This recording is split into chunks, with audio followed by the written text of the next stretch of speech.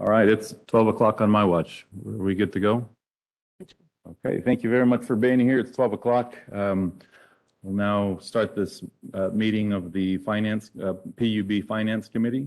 We've got first up, confirm quorum. We've got Joseph on the line. Joseph. And the two of us. We've got a quorum. Next up is the public comment period. Before we jump into the public comment period, I did just want to say thank you to those that reached out yesterday regarding the agenda that had been posted. That was my mistake. It was an honest mistake. We posted on Tuesday early just to make sure that we caught the 72-hour rule. And I was under the impression that because this committee meets under TOMA rules, it wasn't necessary to include explicitly the public comment item. Public comment's always allowed at our committee meetings because we meet under TOMA. But thanks for pointing that out. We made sure to correct that agenda and post it again so that everybody was aware of that modification. So to those that did reach out, thank you very much. That's appreciated.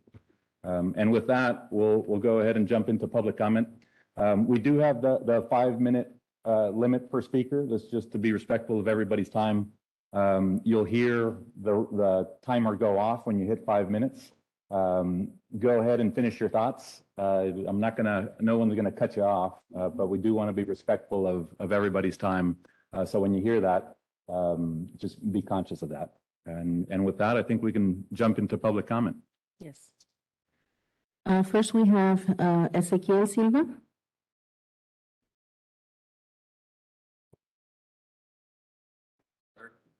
How you doing? Good afternoon, Mr. Silva. Sad that the other board members aren't here, but oh well. Well, they're not here because it's just the finance committee, Mr. Silva. Okay. It's just. We're not going anywhere. That's right. And hopefully they're not. That's right. At the meeting that you had on Tuesday, and thank you for attending, there was a lot of suggestions that are being done. I don't want to call them excuses. I know that you don't have the answers, Mr. Rendon doesn't have the answers, and the other gentlemen here don't have the answers. But you guys are the ones in the finance department, so it's the money people. And that's who we need to be speaking with, because this is all boils down to money. Money that was maliciously taken away from us, from me, from my family, from many, many thousands of tens of thousands of people here locally at PUB. And again, it's another black eye for the city of Bronzeville, for future investors that want to invest here, that are afraid to invest because they think that we have no idea what we're doing and we're just suckers for scams. And when you use taxpayers' money for certain reasons, certain purposes, and allocate money, and when you get busted, basically you get caught red-handed. There's a burden on you guys to show face, and so I can I applaud you for at least trying to ease the situation somewhat.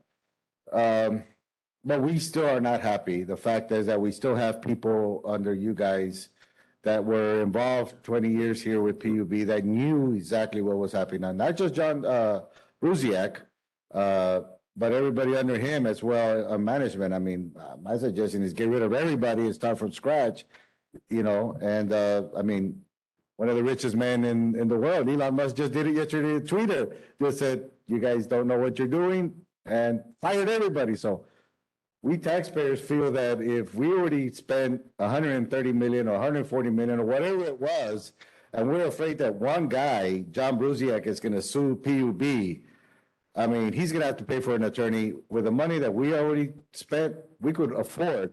And you could ask the people, are you willing to pay for an attorney to defend? We will cough up the money to pay for, because we want justice.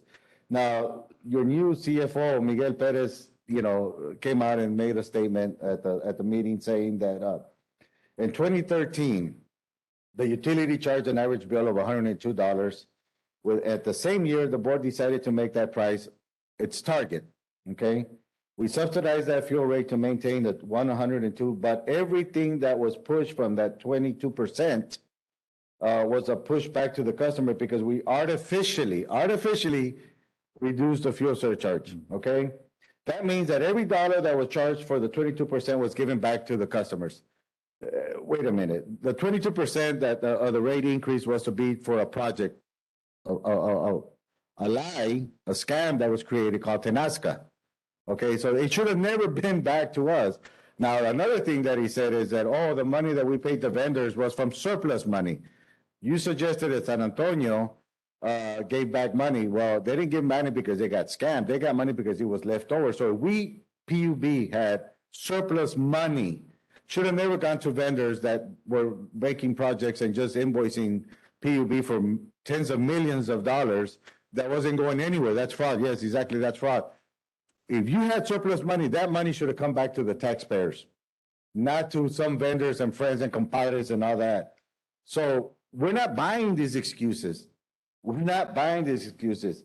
And in the same meeting, there's another commissioner that was quoted, District 1 Commissioner Newt Golansky, Pisania, said that she understands everybody's frustration. I'm glad she does understand our frustration and the desire to see things happen quickly, okay? Good for her, you know, she has the platform to say. But then she goes on and she's quoted saying, if it looks like we're not moving fast enough, it's because there are rules and guidelines in place to give everyone the opportunity to do what they need to do, Pisania said. Just because the report came out does not mean that it's the final word or truth. We are not working as quickly as we can and within the rules. So what rules do you have in place that she says that were rules to protect my money from being scammed? What rules are you going to put in place for going future-wise to prevent this from happening again? There's rules that are going to have to be put in place now, but it doesn't change the fact that the rules were not put in place then, and the money still is owed to us. We still do not know a number that the people are satisfied, because you're miscommunicating the truth to us. You're hiding the truth because a report says one thing, and yet you are saying a different thing. You are not telling us the bottom line. Now, I own a trucking company, and I've known it for a long time, and I've dealt with fuel surcharges all my life, okay? Because that's how we get paid extra. You cannot lock a fuel surcharge price 10 years from now because it's not realistic. So don't feed us that information, because people like me and many people are not stupid. We know the game. We're in the game. We're in the same business. My fuel surcharge is paid differently than the government entity fuel surcharge, because you guys don't have the same rate, but it fluctuates every week. It fluctuates. Nobody's gonna guarantee you a fuel surcharge for 2 years, because anything happens. Look what's happening with Ukraine right now. Look at a storm. Look at whatever happens. The market. We appreciate the comment. But what I'm trying to tell you is, get to the bottom and give us back our money. We appreciate that. Thank you. Next, we have Susan De Volcada.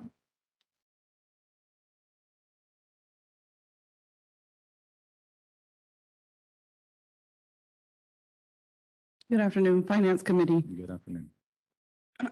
On April 20th, 2018, Fitch stated this regarding Tenasca. Decline in financial performance. Brownsville Public Utilities Board's planned purchase share of the Tenasca Brownsville Generating Station is still pending. If this project moves forward, the associated debt would significantly increase to the Brownsville Public Utility Board's debt load and pressure its financial margins. We went into that agreement on January 23rd, 2014 with Tenasca, yet year after year the project was delayed, but rates continued. As stated in the annual PUB budget report for at least 3 years straight, no decisions have been made to whether Tenasca will proceed with constructing the proposed Tenasca Brownsville Generating Station, but issuing approximately $225 million of additional obligations to finance the city's portion of the new facility would result in a significant increase in the Public Utilities Board total outstanding indebtedness. 72% of the current outstanding debt. Tenasca wasn't good for the people from the start. The criminal misrepresentation to the people we elected to serve us by John Buziak is a disgrace. have been violated. There was $30 million spent on legal and engineering fees that belong to compadres, family members of all involved. We absolutely do not believe that those fees are legitimate. PUB wrote off $9.3 million in Tenaska cost. What was the $9.3 million spent on? The millions supposedly spent on artificially lowering the gas prices, were that even presented to the PUB board and subsequently to the commission for approval? Or did Buziak with the administration figure they had a right to use our money as they please? I think not.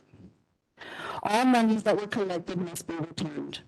It must be returned in a manner that will not affect the financial stability of PUB, but will make each and every subscriber whole. We the people can be patient, but $30 billion is only a part that was stolen from us. As we unravel the tight, deceitful web, more and more of the backdoor dealings comes to light. The screaming conflicts of interest, the real greases, the illegal and unethical financial transactions, and although this finance committee isn't responsible for that, you are responsible for what is owed to the people. It isn't just $30 million, and we all know it. I urge you to do a thorough financial audit into all Tenaska-related expenses, as well as revenue collected from the rate hikes, and obtain exact numbers to return the people all that they are owed. We will wait, but we won't be silent. We won't disappear. We won't fed up and we are reminded. Thank you. Thank you. Next, we have Agripina Gomez.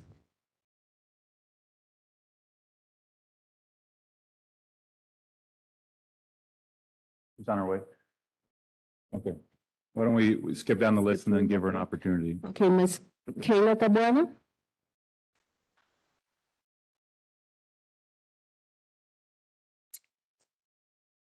Hi, good afternoon. My name is Kayla Tabuada and I am a resident of Brownsville. I don't have such an elaborate presentation. I actually am just full of questions. And so I have a few. My questions are in regards to the $54 million that we've been advised that they would use for subsidies. So, number one, were the $54 million from Tenaska funds used for an uncodified project authorized by the Tenaska guidelines to be used in that manner?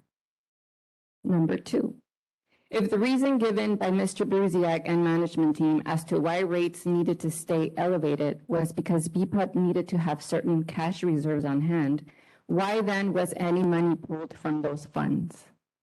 Number three, why, when the funds were being used to subsidize fuel charges, was management and Mr. Buziak not worried about having the proper cash on hand? Number four, why was the subsidy program hidden from the public? Why was it not on our statements if you were actually helping us with our bills?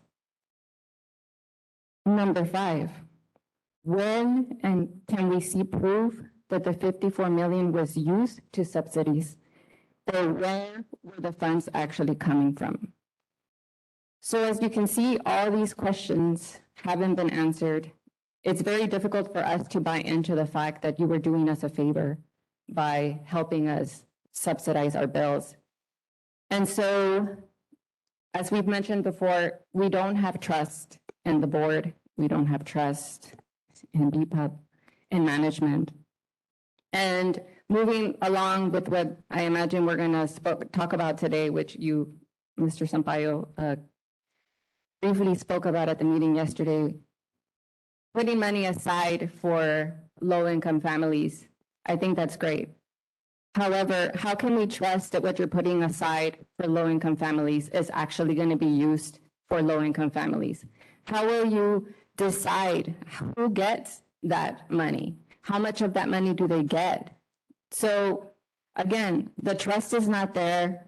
We're just left with a bunch of questions. And so you can see why it's very difficult for us to have any inclination of trust. I believe that we want to see the true transparency of what's going to happen with those funds, how you're going to use them, who's going to get them, and how do you base people on that? Because when there was people in need time after time in the recent months, they were shut away. They were left, their utilities were cut off. People were told, go and find assistance somewhere, and the assistance was not there. So how will I know? How can I be guaranteed that if my parents, you know, have a hard time paying their bill, which they have been month after month, and they've been late, how are you going to consider them as a low-income family? Thank you. Thank you. Agripina Gomez.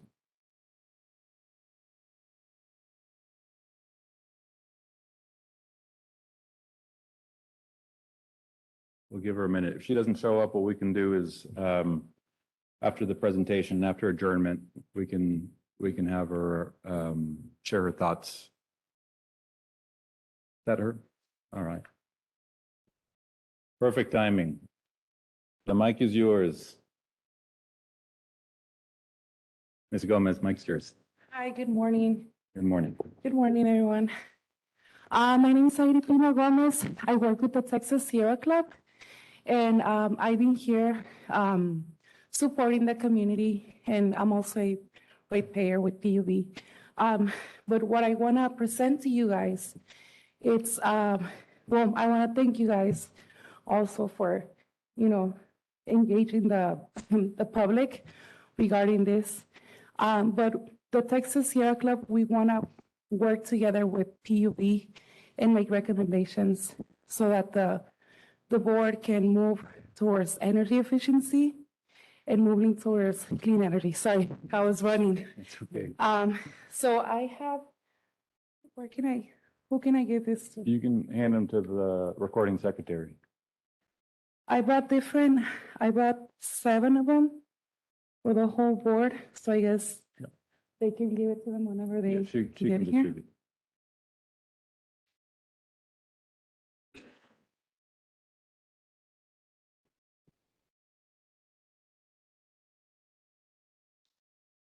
Thank you.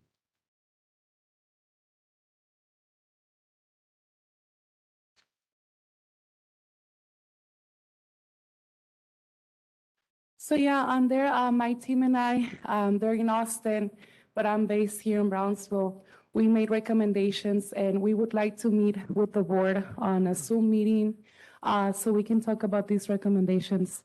They are for clean energy and weatherizing homes, and there's some items in there for the IRA that just passed. There's some money in there that it could be used with the utility board, and we can use that money and that funding for the community, weatherizing homes for, you know, so that way people can save energy in the long run. But also, you know, me just working with the community, I have mentioned before that people are struggling and they want accountability from PUB. And we want to be, you know, helping the community also. Okay. Well, thank you. My contact info is there. You can always call me or email me. Thank you, sir. Thank you very much. Thank you.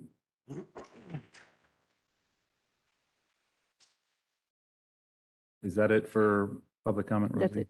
Okay, well, once again, I'd like to take the opportunity to thank the members of the public that are here today, and those that signed up for public comment. I meant what I said on Monday and what I said again on Tuesday. And I think what we've been trying to communicate, your opinion and your voice matters. The more you participate and the more you sign up for public comment and the more you speak up, then the more information we have in order to try and work towards the best solution for the community. So public comment is important. It is something that we value. We appreciate you taking the time to show up here today, not only to listen to the presentation, but also to stand up to the mic and speak on behalf of your community. So thank you very much for doing that. And with that, we'll jump into the items for discussion. Item number 1 is the discussion of proposed uses of fees, rates, and other funds collected to support the now terminated Tenaska project, including proposed uses for distribution of the Tenasca Equity Fund. And Mike, before you jump into the presentation, I do want to state, the reason we called this meeting was as a follow-up to the conversation that we started on Monday at the BPUB meeting, and then the conversation that we had, or the presentation that we had at the City of Brownsville meeting on Tuesday. We had the opportunity to present to the commissioners. We communicated that, right, we believe that we've reached consensus on the starting point, which is the funds that were collected for the Tenasca project, which has now been terminated, should be returned to the community. And I think there's consensus there amongst the PUB board. I think there's consensus there with the city commission. And most importantly, I think there's consensus there with the community. Like I've said before, and I'll repeat today, this utility does not belong to the PUB board. It does not belong to the city commissioners. It belongs to the community. And it's up to you to decide how we run the utility. So we appreciate you guys coming up and speaking your voice and sharing your thoughts with us. And the purpose of today's meeting was to follow up on the presentation that we gave on Monday.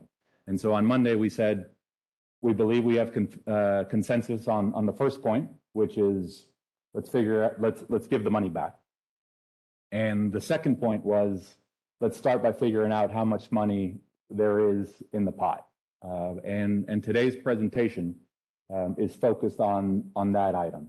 We felt that as a board and as a committee, it was important to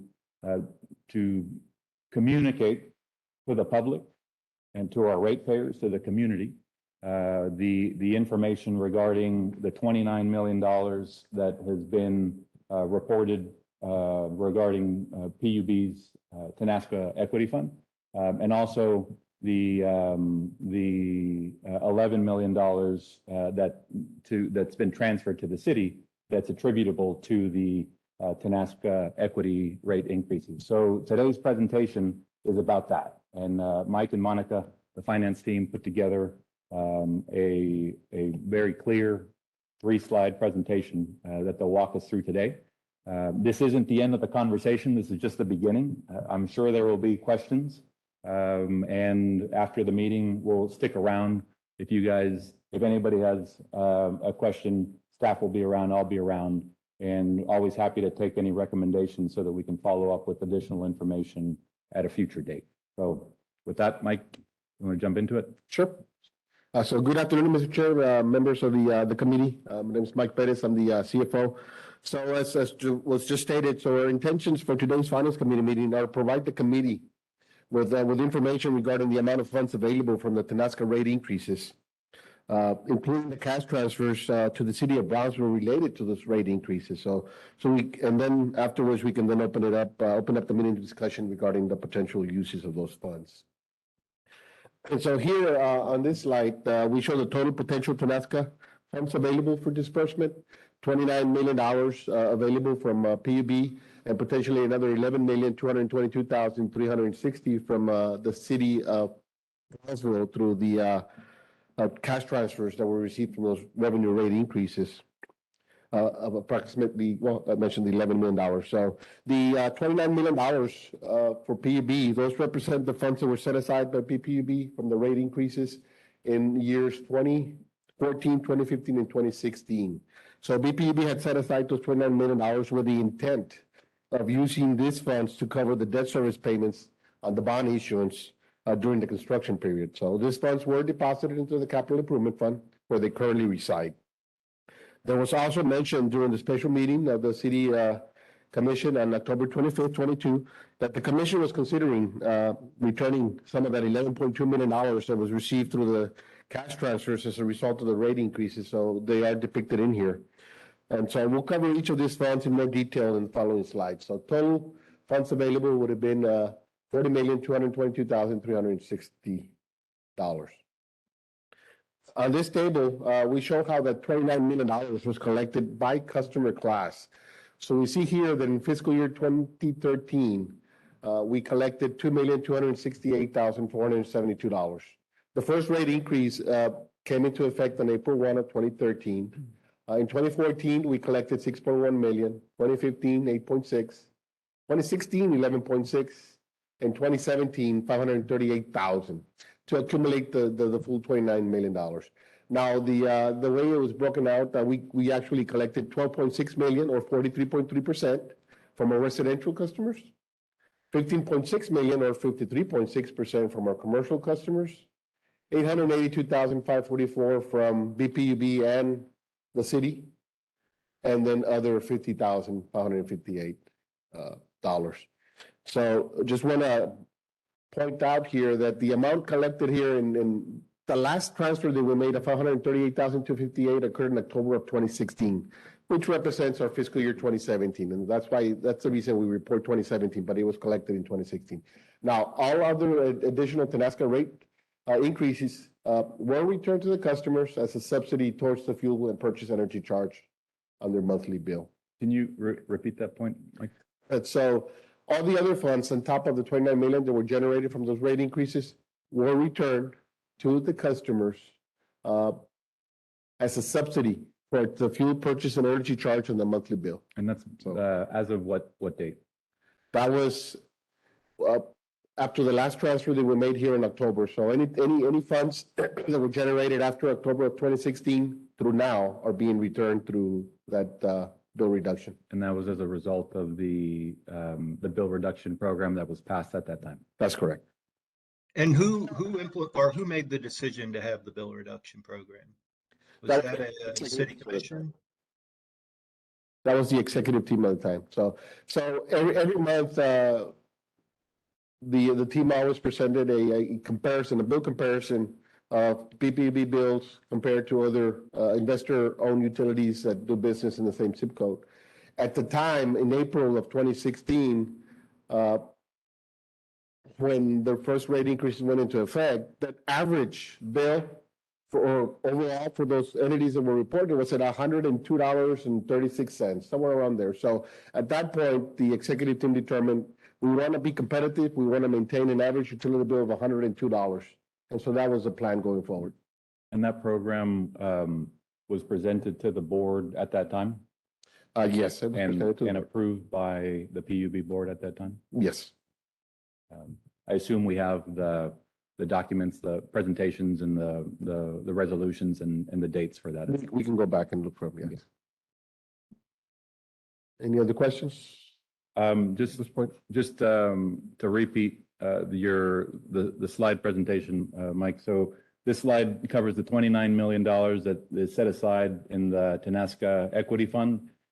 Those funds were collected over the course of fiscal year 2013, 2014, 2015, 2016, and I'm guessing the first couple of months. First month. The first month of Yeah, 2017. October 2016 was the last transfer. And if we break it down by customer class, or at least focus on the two primary contributors to that $29 million, we have approximately 12.5 million contributed by residential customers or our families, our households, and approximately 15.5 million contributed by commercial accounts. That's correct. That'd be correct. And all of this is based on, these estimates are based on kilowatt per hour consumption during those years. That's correct. And that information it's included in our annual comprehensive financial report. It's part of the statistical section to your 10 years worth of information. And so for anybody that wants to go and look that up, Mike, we've got on our website, we have in the financials tab, we have the audited financials and our budgets. Our budgets. Do we have them for And the this final OS. Do we have them for these years? Yes, we do. We do. And like I mentioned, I mean, they can go directly into the latest report that's on the website, which is fiscal year 2021. And the statistical section shows 10 years worth of information. So it'll go back all the way to 2011. Okay. And that's, again, BPUB website, Brownsville. Brownsville-pub.com. Okay, under the financials tab. Yes. Joseph, you have any questions on this slide before we jump to the next one? Or Art, any questions before we jump on to the next one? Just a couple of questions. I know on the commercial, we're talking about commercial businesses from small retail to medium size to Walmarts. That's all included in that one line item. Yes. Anyone who's not a household. And I think the other comments, I just want to make another comment, a general comment, because I took some notes from all the speakers and I'm listening to you and it's just hard to understand how this process went this far. Decisions were made. I, as a ratepayer, as a citizen, I didn't know this was happening. I didn't know about the subsidy fuel charges that y'all decided to make. I guess at some point y'all realized that Tenaska project was no longer viable. I wish there had been more transparency to the general public. Now, all these things that you're talking about, I think it's very difficult for people out here to understand. Understand it. It's difficult for me. I read this over and over and I'm listening. But yeah, I don't know moving forward how we're going to earn any trust from the community, from the ratepayers, without explaining this in a very, very basic manner on how people are going to be returned something. And it's not going to be very much. You have so many residential ratepayers, so many commercial, it's going to be a small amount. I listened to people out there saying, well, where's all the money? That's very complicated. 80 million, 100 million, it's very complicated. Utilities, this board, or should I say this organization, needs to run efficiently to provide services every day. And it runs on funding. I don't know. It's very disappointing, but we just have to move forward in the best way we can and try to earn the trust of this community in some way. That's all I have to say. Joseph, anything you want to add on this slide? Yes, sir. Mike, so far, great job. I know you weren't CFO during this, so I know when everybody says y'all, they mean the y'all being the organization and ex-senior leadership. But I do have a just quick request. Yeah, can you put a link to this information? Like you said, it's on the BPUB website. Just, we have our Facebook post. Yeah, just in case anybody in the general public or, even board members want to go through and look at the 10 years of financial data just to get a good idea of what happened. I think it's important or it's useful. All right. Understood? All right. You want to jump on to the next slide, Mike? Sure. So, so on this slide, we report the city cash transfer history. The orange bars represent the city cash transfers allocable to the Tenaska rate increases. And the blue bar is the other cash transfers for the fiscal year. So as mentioned.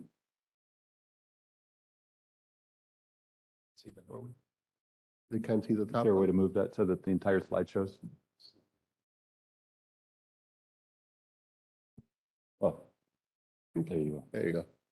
So as mentioned earlier, so the first rate increase became effective April 1 of 2013, and the other 4 rate increases became effective October 1 of each of the subsequent years, with the last increase taking effect on October 1 of 2016. So now here we do see a huge jump here in fiscal year 2021, and I'll elaborate as to why.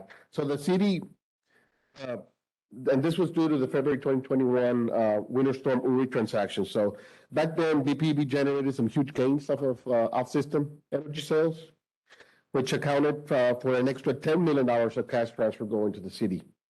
The remaining gains from the off-system energy sales were used to pay down or pay off our customers' share of those production costs, as directed by the BPUB board back then. And so none of those production costs were ever passed on to our customers.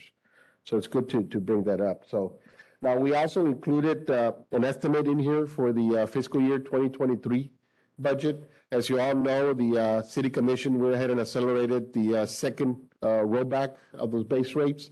And so for the fiscal year 2023, we're only including revenues that would have been generated for the first 2 months, October, November of 2023.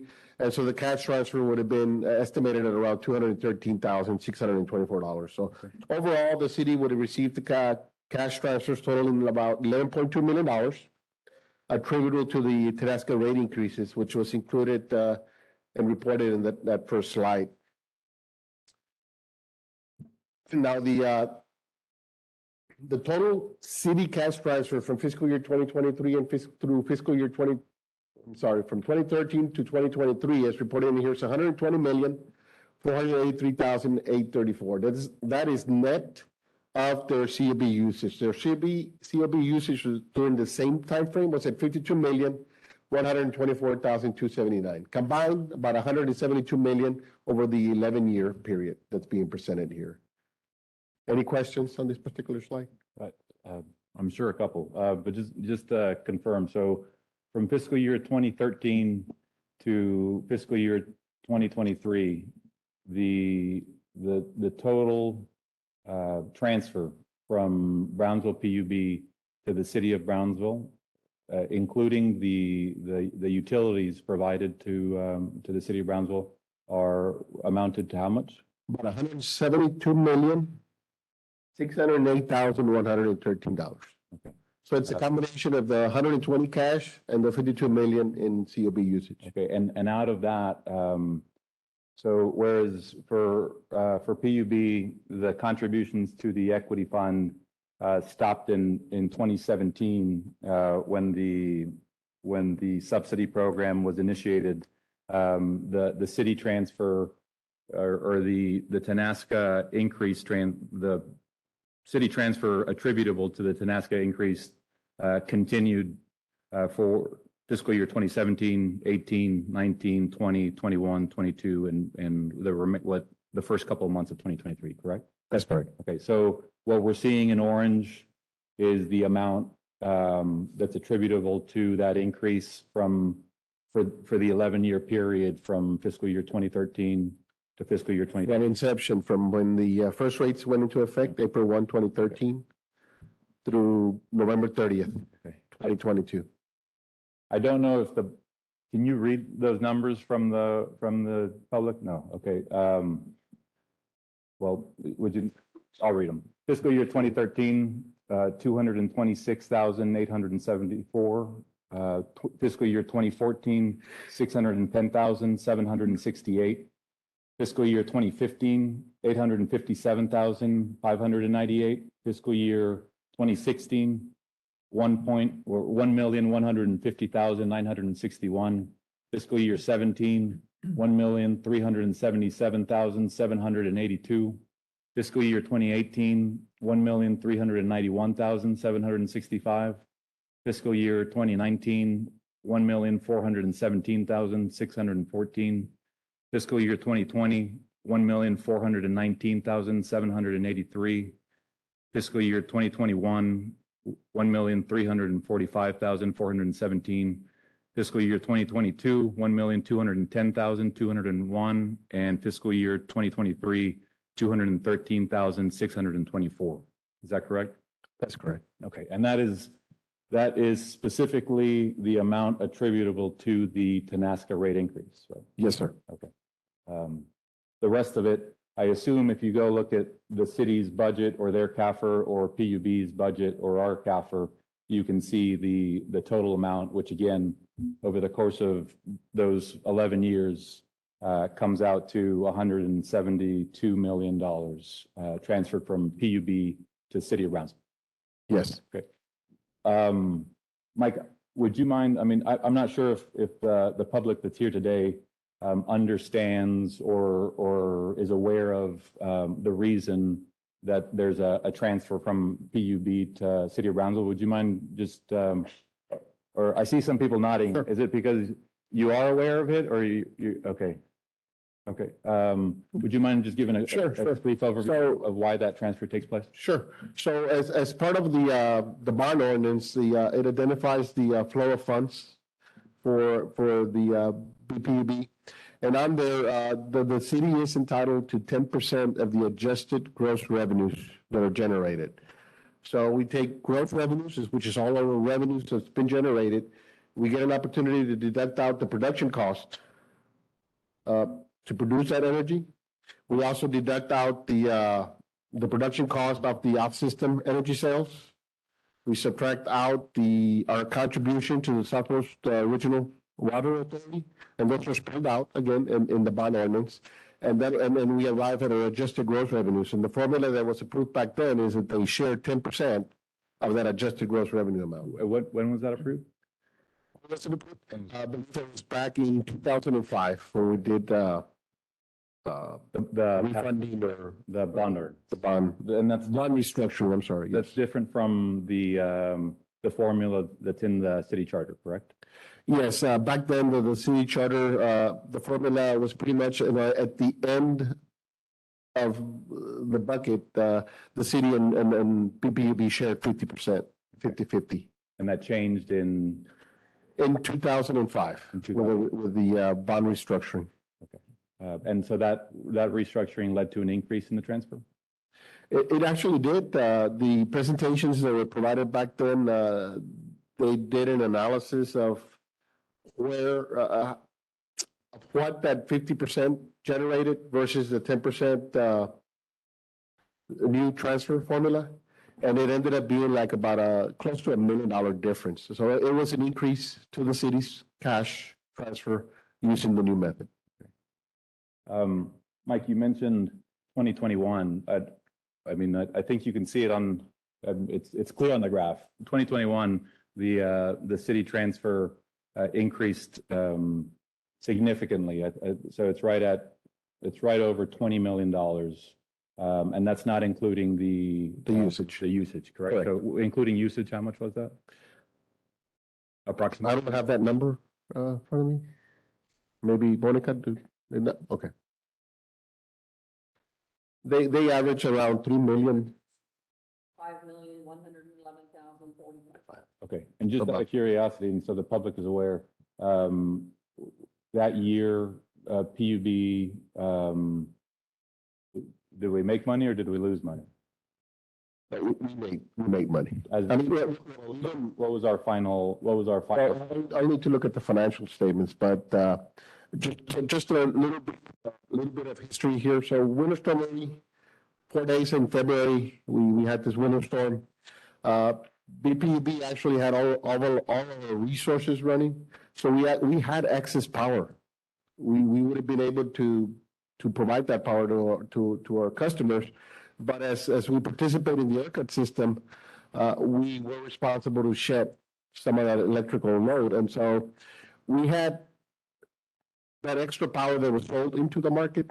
We generated around $122 million in gross income from the sales of those energy. After deducting expenses, the net gain was at around $100 million. And that was applied to the customer? Yes. Now, as per the funds transfer, flow of funds transfer policy, the city got 10% of the 100 million. So that's where we included an extra $10 million going to the city of Brownsville. The other $90 million was then used to offset the production cost associated with our customers' usage. Okay, so Our customers' usage at the time was at around 100 million. So there was a difference, a gap of $30 million. Plus, we did have some short pays coming from ERCOT. when you say gap, does that mean loss?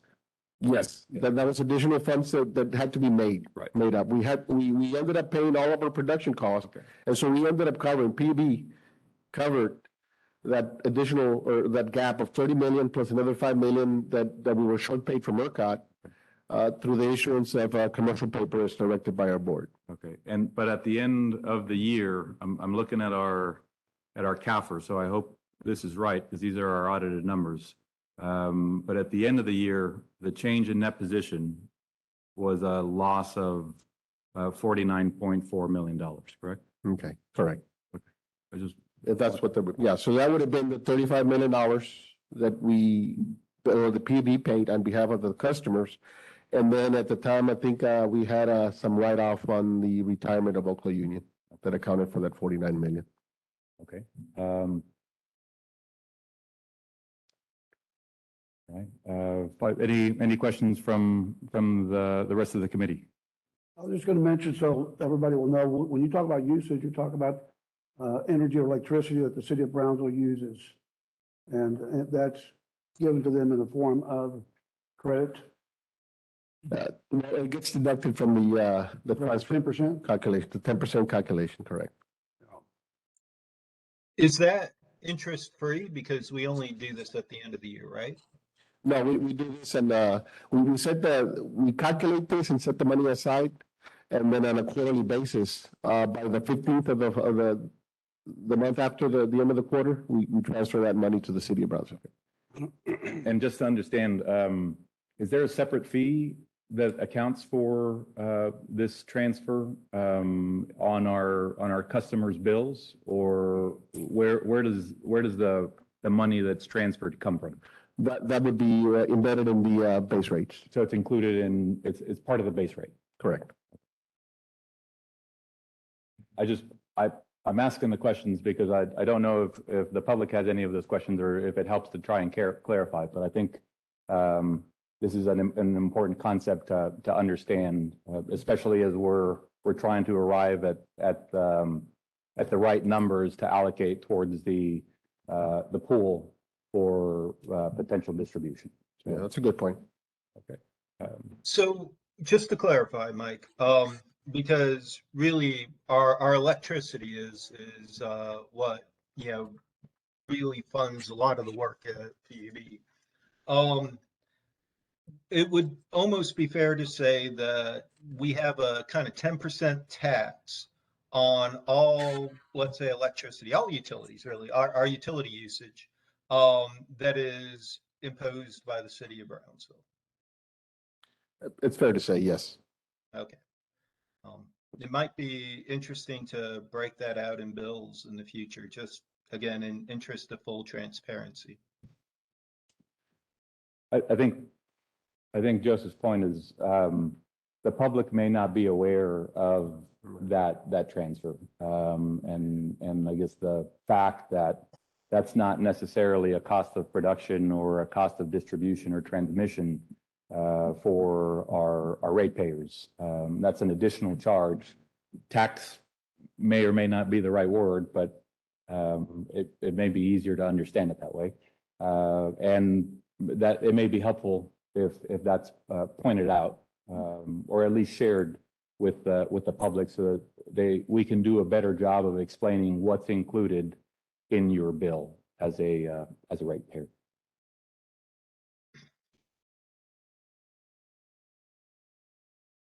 So to summarize this slide, Mike, we've got 11 years going back to 2013 with what's in orange is the cash transfer that's attributable to TNASCA going from 2013 up and including the first month or two of 2013 up until December of 2023 for a total amount of this reads 11,022,000, but you said it was 11,220,000. You said 11.2, but it's 11,022. That's right. So 11,022,360. On the Yeah, I was getting it from the first slide on the pie chart. page 2, so We've got 222. We're- Okay. So we'll correct that number. Correct that number. we'll correct that number. Okay. I thank you. Any more questions? Art? Joseph, any more questions? No, thank you for the presentation. Yeah. Mike, thanks for the presentation. I would say once again for the public, the purpose of this meeting was to get to the first step that was mentioned on Tuesday, which was trying to get a better understanding of what money is available out there, where the TNASCA Equity Fund came from, what years it was collected, and then where and how the city transfer originated, and what the amounts attributable to the Tenaska rate increase are, which as we see is $11 million. And I feel strongly that the first step is coming to an agreement on the amount of funds that are available. And I think the next step, which I've communicated on Monday and on Tuesday, I think the next step is to be able to engage with the community, to get some input and get some feedback and get as many ideas as possible as to the best way to go about distributing these funds. And I know there's a sense of urgency, and I share that sense of urgency. We want to move quickly, but I do believe that we should do it correctly as well. One of the reasons that I think we're in this situation today is because some steps were perhaps missed several years ago when the Tenaska project was being put together. And I'd hate to see the utility and the city of Brownsville repeat mistakes that we should be learning from. And so I encourage the public to continue participating, to continue speaking up, to continue sharing ideas. I don't know if we have a website set up specifically for this, or if we have an email address set up specifically for this, or what options we have to address this specifically. But I think it's important that we get as much information as quickly as possible so that we can make that decision. But I must stress that I think the critical part there is for the community to participate and the community to continue speaking up and to continue sharing the ideas so that we can make the right decision, not only as a PUB board and not only as a city commission, but as a community-owned utility. So again, I thank everybody that took the time to make it out here today.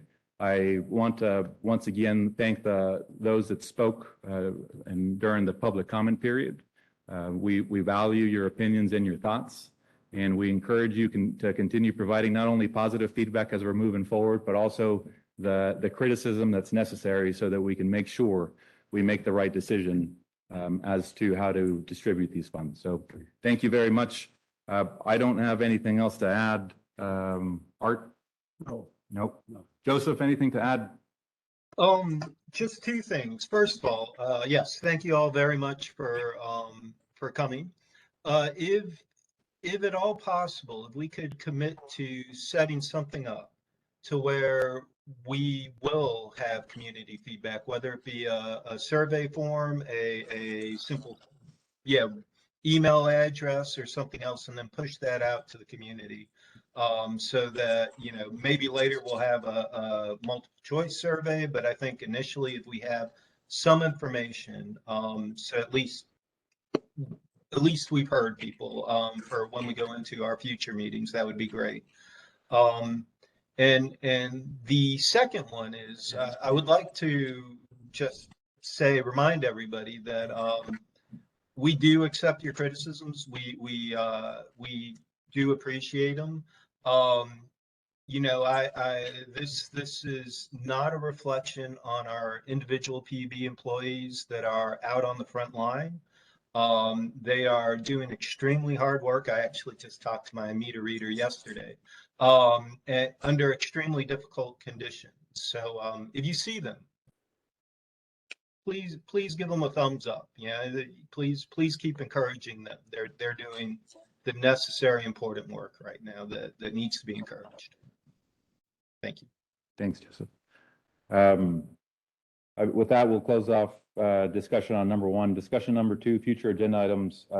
This was going to be a standing item on our future agendas. I would imagine it's going to be a standing item on the PUB board agenda as well. But you can rest assured that it'll be a standing item on the Finance Committee agenda until we figure this out. For now, the next scheduled Finance Committee meeting is in 2 weeks. So that's the Friday before the regular board meeting. I think it's November 11th. So hopefully by then will have had an opportunity to get some additional feedback, some input, some ideas from both residential customers and commercial customers. And maybe by that meeting, we'll have something that we can start sharing. We'll move as quickly as possible, but again, I want to stress that we're going to do this, we're going to do it correctly, so that we avoid making the mistakes that or learning from the mistakes of the past. So, Mr. Chair, I'm sorry, I just want to make a quick comment here. You mentioned next Finance Committee meeting, November the 11th. That Friday happens to be a holiday for PB, but we'll be more than glad to be here. I apologize. Then, if it's not November 11th, it'll be right around those days. So maybe the Thursday before or the Wednesday before. But we'll make sure that we post the agenda with time. We'll make sure that we include that public comment item in there as well. And once again, we encourage any and all of you to show up, to listen to the presentation and to participate during public comment. I also want to make a quick note and point out that we have two members of our independent financial auditing firm here today. As you all know, PUB has its financial statements audited every year. And we operate on a fiscal year that goes from October to September. It's not a calendar year. So we recently closed fiscal year 2022 in September. We're now starting fiscal year 2023, October 1st.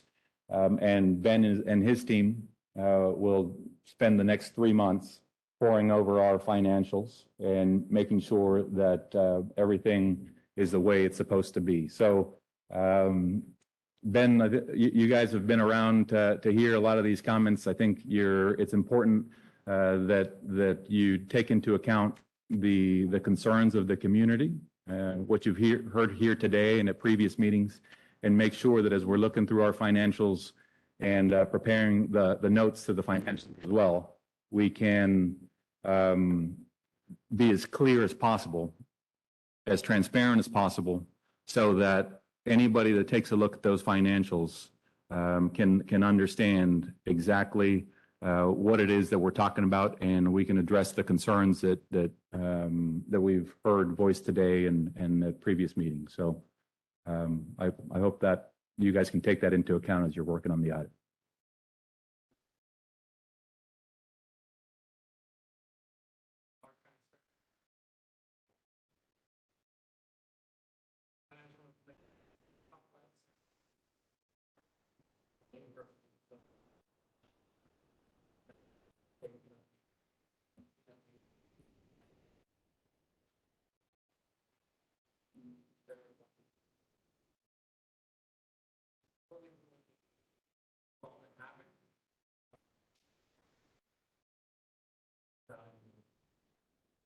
Great. Great.